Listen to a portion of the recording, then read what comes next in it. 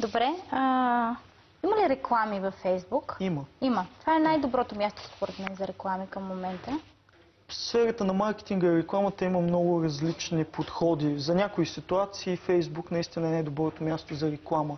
Но ние в Конфу сме направили проучване, което показва, че много хора биват имунизирани, така да се каже, от рекламите, дори и тези, които са отстрани. Затова ние обикновено предлагаме по-интересни, интерактивни начини за ангажиране поведение, за ангажиране на потребителите.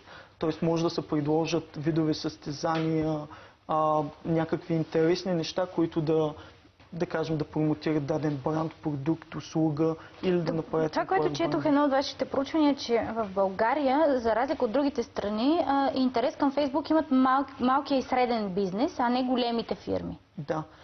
Това е така, по мое мнение, защото големите фирми са малко по-тромави и разполагат с по-големи бюджети, могат да си позволят определена реклама.